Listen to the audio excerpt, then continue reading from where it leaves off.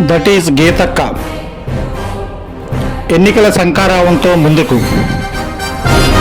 Araku BJP MP అభ్యర్థిగా తొలిసారి పార్వతీపురం.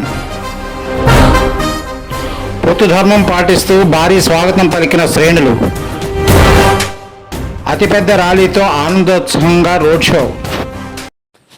పార్వతీపురం ప్రారంభ ప్రదేశం. గీతక్కకు ఘన స్వాగతం లభించింది. ఎప్పటికే వేలాది మంది వివిధ పార్టీ శ్రేణులతో పాటు కార్యకర్తలు, అభిమానులు నాయకురాలికి స్వాగతం పలికారు. అడుగడుగునా పూలవర్షం కురిపించారు. అభిమానులకు జనసందోహానికి ఆమె పలకరింపు, ఆప్యాయత ప్రత్యేక ఆకర్షణగా నిలిచింది. భారీ జనసందోహంతో పార్వతీపురంతో రాజకీయ సమీకరణలు మారుతున్నాయని విశ్లేషకులు భావిస్తున్నారు. డైనామిక్ లీడర్, పార్లమెంటులో ప్రజా సమస్యలపై ప్రశ్నిస్తూ ఒక స్ట్రాంగ్ ఉమెన్గా ఎదిగిన కొత్తపల్లి గీత ఎన్నికల శంఖారావానికి మరోసారి సిద్ధమయ్యారు. అరకు పార్లమెంటు ఎంపీ అభ్యర్థిగా ఆమె పేరు ముందుగానే ప్రకటించడం గిరిజన ప్రాంతంలో ఎన్డీఏ శ్రేణుల్లో నయా జోష్ కనిపించింది. స్థానిక బీజేపీ, జనసేన, టీడీపీ ఉమ్మడి అభ్యర్థులతో సుమారు 500 మంది భారీ బైక్ ర్యాలీ జరిగింది.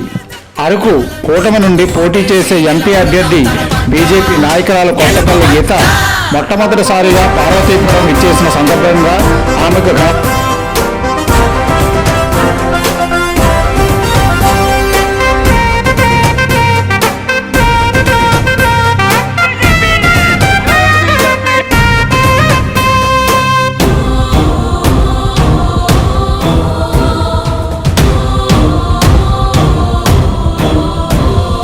అడవి బిడ్డలకు ధైర్యంగా నరేంద్ర మోడీ ఉన్నాడు.